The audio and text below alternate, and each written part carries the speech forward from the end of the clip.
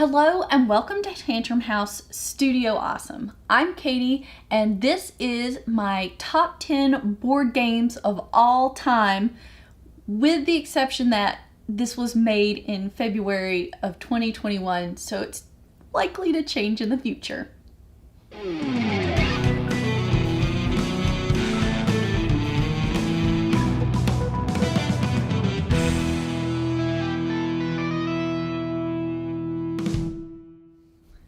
So I want to start this video off saying that I am extremely adherent to the rules of the top 10. So I will have no honorable mentions in my video, but I had a lot of things that I did think about as possibly being honorable mentions.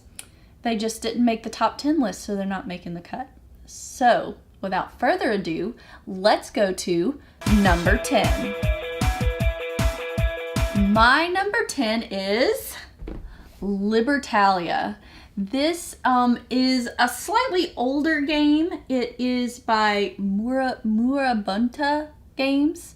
It is a game that is pirate themed, and it's all about having the same cards as everybody else and then being able to play those better, trying to read your opponents and what they are going to possibly do on their turns with the same cards you have in your hand, playing them at different times to try to get better rewards than what they're getting. And that's really the aspect that I love about this game. I love that we all start with the same set of cards, and it's just about how you play them and when you play them. And that part is just really interesting to me. I love trying to figure out what I think other players are going to do. Number 9. So number 9 for me is Shadowrun Crossfire. This is a game that is a co-op game that is in the Shadowrun universe, if you've ever heard of that. And this game is so difficult. It is literally a game that the first, I don't know, maybe 15 or 20 times Ryan and I played it, we lost. And I'm gonna be honest, I loved it. I'm not a glutton for punishment, but I just super love that it's so difficult that the win felt like, yes, this is a win. Mark it down, we won, booyah. That's how I want to feel in a co-op game. I want to feel like I have worked hard, I have struggled, and I've won this game, and that is how I feel when I do the Shadowrun Crossfire game. Now this is a deck builder, so there's some neat aspects of trying to pull cards and see what other people are gonna do and how you can possibly get it all to work out and not die. And I really love that. There's also the upgrading option that you get from game to game, so those hard-earned wins actually mean something in the overall scope of playing the game. You get those upgrades that make it just a little bit easier for you to win, but it also reduces the amount of return you get on what's called karma, which is basically their system for keeping up with how well you're doing in your games. So it scales up really well. So the better your character gets at winning games, the less reward they're gonna have for actually winning, especially in the easier levels. There's a lot of different scenarios, tons of different cards, lots of fun, love it. It is Shadowrun Crossfire. Number 8. Number 8 for me is Firefly the board game. Now this game holds just a lot of nostalgia for me, especially because this game we play at holidays. So we bust it out at Christmas, Thanksgiving, New Year's, anywhere where we can pull this game out, have a bunch of time to play it, and then maybe leave it set up to play again either later in the day or the next day. And part of the reason is it's because we have all the expansions, and this game has a bunch of components. It fills up a whole table. You have piles and piles of cards. It takes a long time to get it out, and it takes a long time to play it. Usually takes, the really short missions are an hour. I mean, I don't know that I've ever done it in an hour, but some of them say an hour. So some of the short missions are an hour, getting all the way into like 3 hours. But this is probably the longest game that makes it into my top 10 because it's so much fun. I love collecting the crew. I love moving around on the board, trying to pit my skills as a captain against the skills of the other players, trying to collect the best gear and get the best jobs. I also am a big fan of Firefly, the TV show, so that definitely helps as well. Although I don't think you have to watch the TV show to really enjoy this game. In fact, I know people that I've introduced to this game and then they're like, oh, that sounds interesting, and looked up the show and watched it later. So anyway, this is Firefly, the board game, in my number 8 spot. Number 7. Number 7 is dun, dun, dun, dun, Planet Unknown by Adam's Apple Games. This game for me was a bit of a surprise. I originally didn't have it on my list. It's pretty new. This is, by the way, a prototype that we were sent early, and we played it many times just for fun, super enjoying it, and it really surprised me. Like I said, wasn't on my top 10 originally, and then I really thought, I think I'm gonna add this to my top 10. And then I thought to myself, search your feelings, you know it to be true. And it was. So it's made it into my number 7 spot.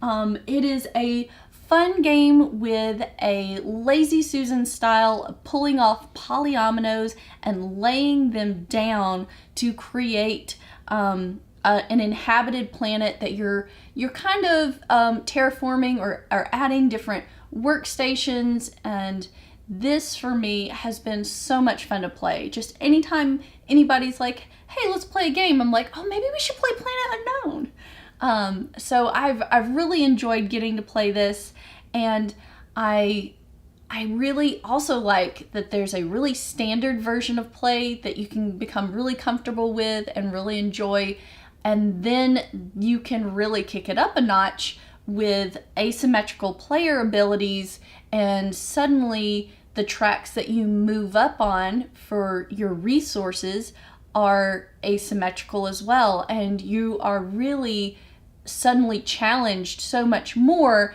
trying to figure out how to make your polyominoes work for you. And this is Planet Unknown by Adam's Apple Games.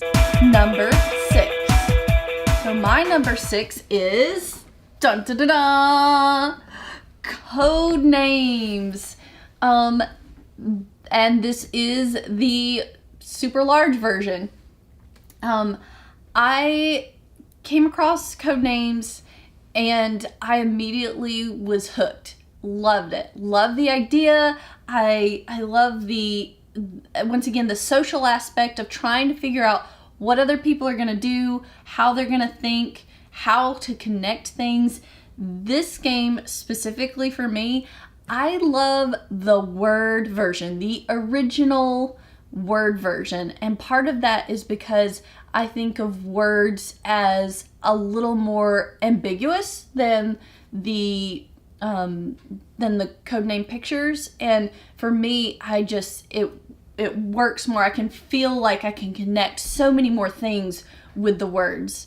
And so I have really enjoyed playing this game. I think it's an excellent party game, and I think it would be great to play, especially with kids, trying to help them learn vocabulary words, helping them to create some thinking skills and how to connect different things. That said, it's not really a learning game, but you could totally do it that way. And I have had so many fun games played with Codenames. Love it. Had a great time playing it. I feel like everybody at this point has played Codenames. If you haven't, go out and play it right now. Stop the video, play it, and then come back and watch the rest of the video. Codenames, my number 6. Number 5. Coming in at number 5 for me is dun, dun, dun, dun, Tiny Towns. This game by AEG is all about building little towns with these little cubes, and it's one of those games where everybody has to take the color that's called. So somebody calls a brown cube, everybody has to place a brown cube in a grid, trying to build these little buildings using these resources, and it is so much harder than it seems.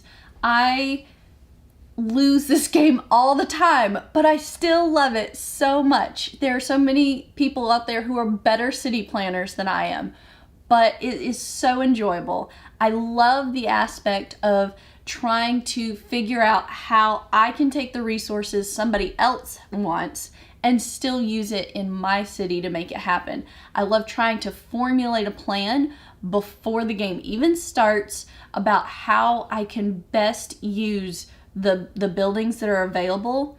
Now, I haven't gotten good enough to plan where I'm going to put those buildings beforehand, which is the next step, and the next step to victory for me.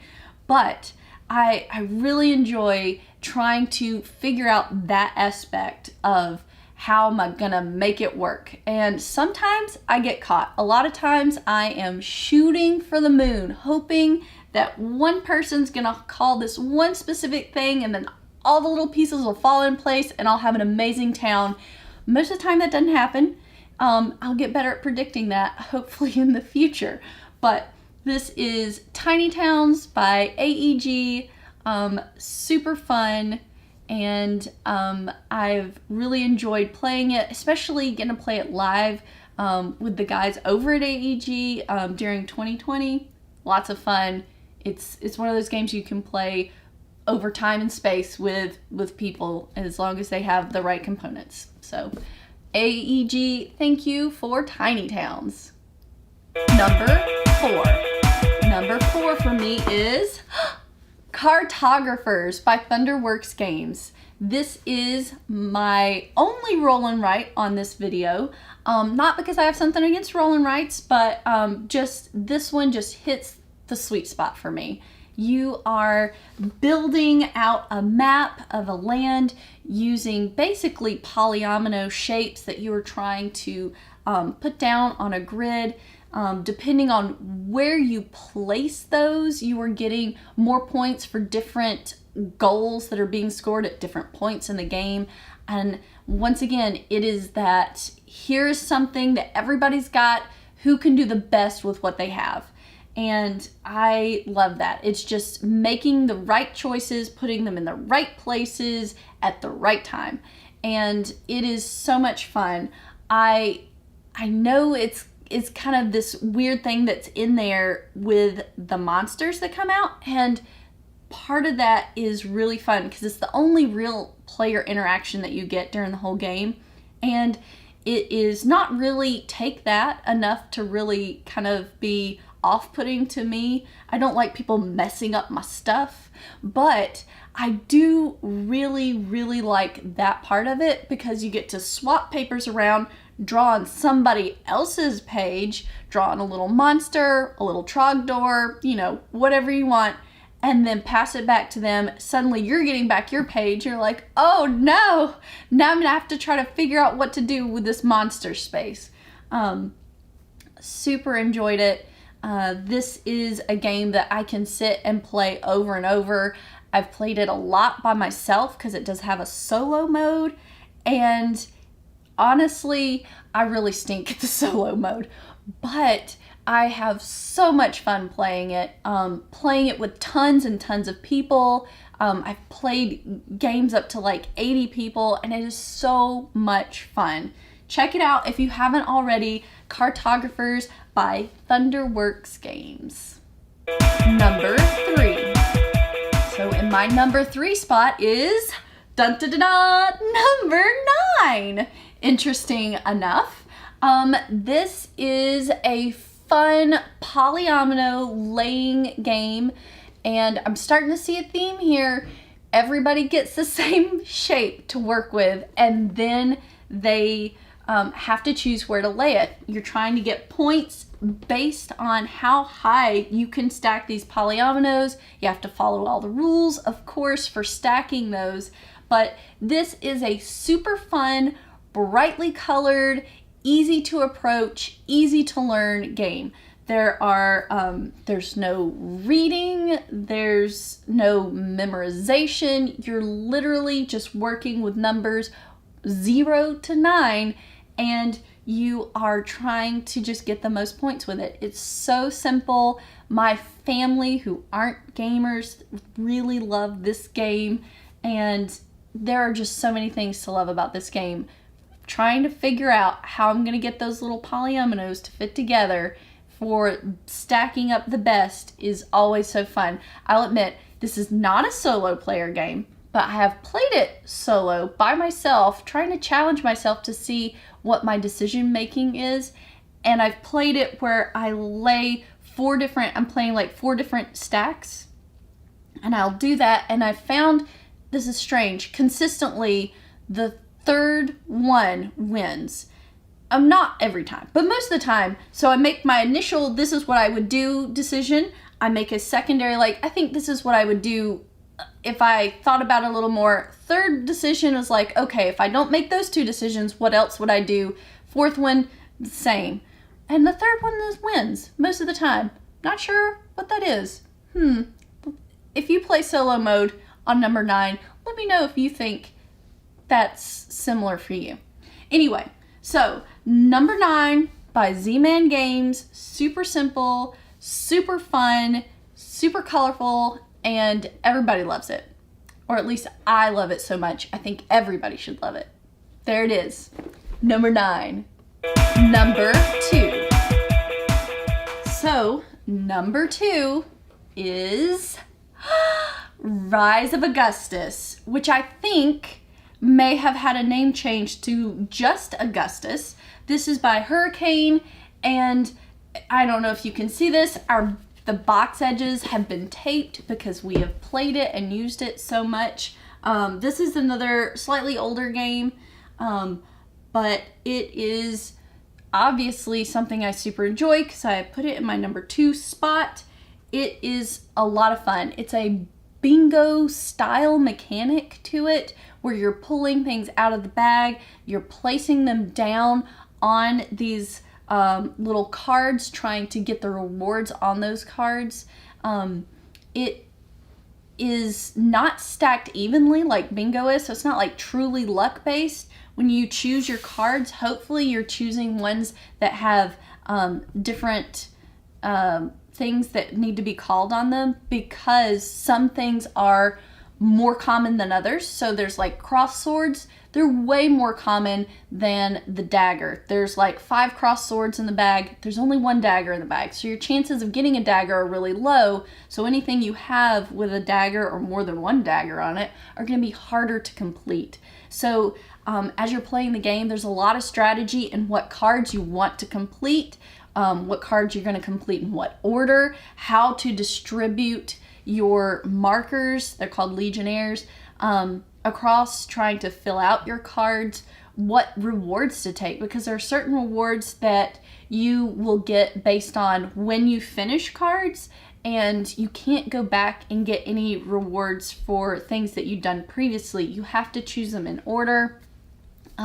Some of them are a race, how fast can you complete those goals, and some of them are how many you can do. So you're constantly fighting back and forth with other players about, well, I finished this card with a gold that gives me 3 gold, I get to steal this from you, and now I have the bonus.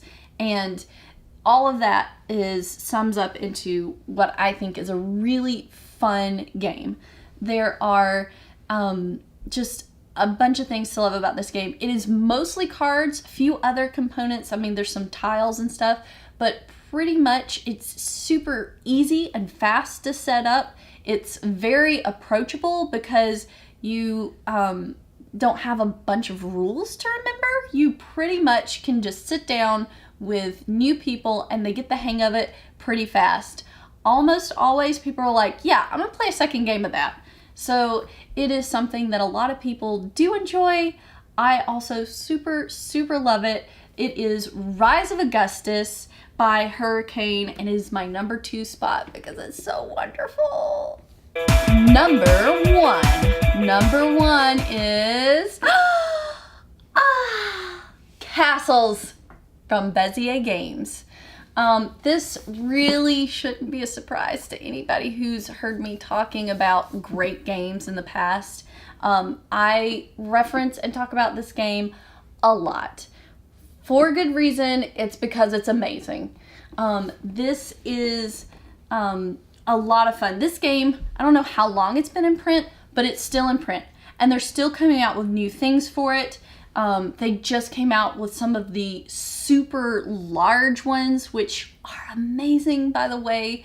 And the new art, it's great. This is just the regular old version. I don't have the new ones yet. But I love the tile placement aspect of this. I love that you're trying to decide. You can play your tiles in rooms so many different ways, but depending on where you lay them, you're getting different amounts of points or different rewards.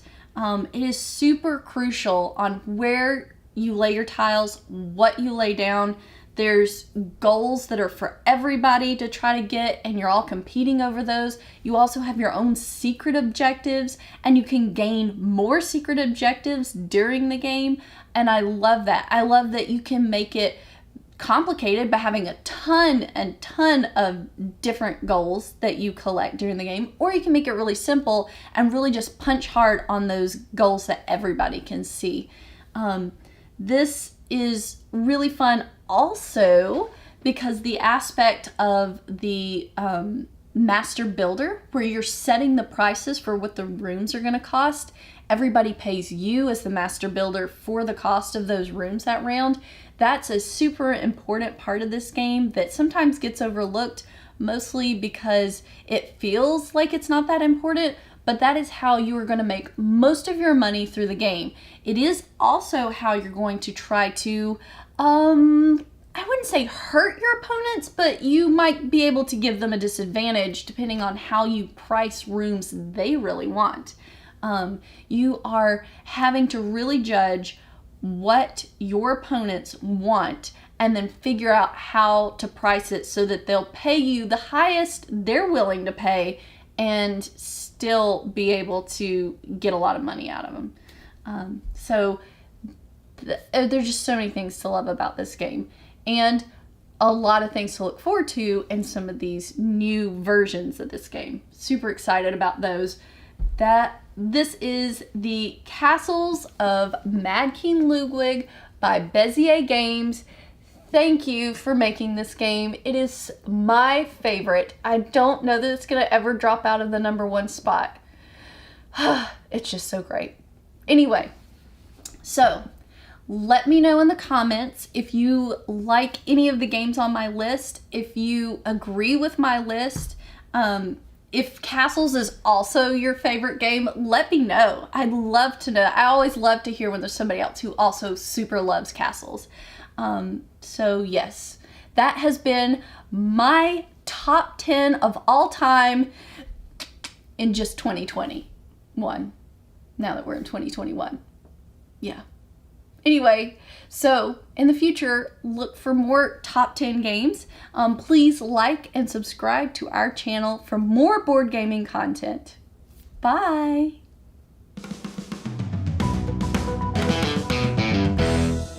So this is my number 6 or number 7. Number 7. Getting off count.